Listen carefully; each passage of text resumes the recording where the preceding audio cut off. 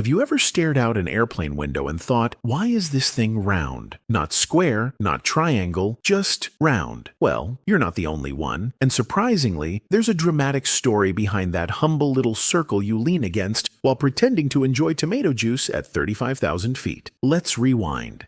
Back in the 1950s, when commercial air travel was becoming the future, jet engines, stewardesses, and smoking on planes. Yep, that was a thing. Engineers designed planes with square windows. It made sense. Squares are easy to manufacture. Corners feel tidy. Everything looked great until planes started exploding. Yes, exploding. As aircraft began flying higher, cabin pressurization became necessary. The outside of the plane is basically the vacuum of spacelight, freezing cold and low pressure.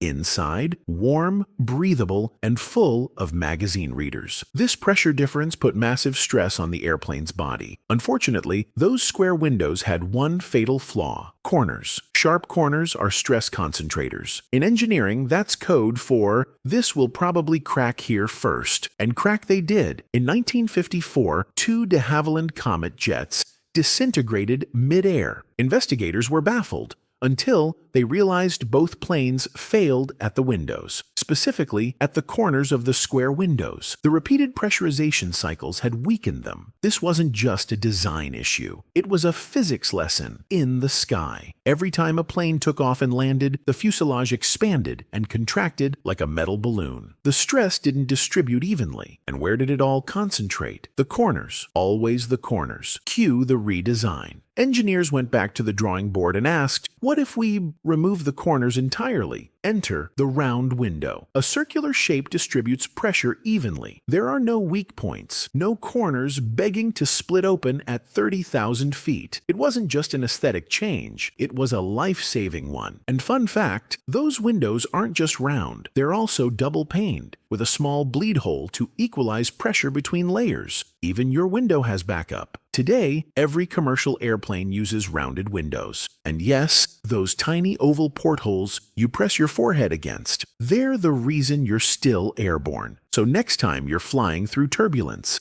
sipping flat cola, and watching your seatmate eat something questionable, glance at the window. Appreciate the quiet genius of that rounded frame. Because in aviation, the right angle is no angle at all. And speaking of design choices, ever notice how airplane windows are almost always just slightly too low for a comfortable view? Yeah, that's not a mistake. That's compromise. See, the window placement has to fit everyone. The tall, the short, and the guy in front of you who reclined his seat before takeoff. Engineers balance structural integrity, seat layout, and fuselage curvature. So sometimes your forehead has to do yoga against the plastic wall just to catch a glimpse of clouds. And while we're here, no, that tiny hole in the window isn't a crack. It's called a bleed hole. It helps manage pressure between the inner and outer panes.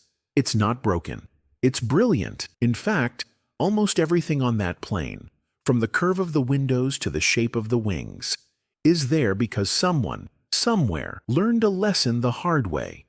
A reminder that behind every little design, there's a big reason. And sometimes, that reason is, let's not explode this time.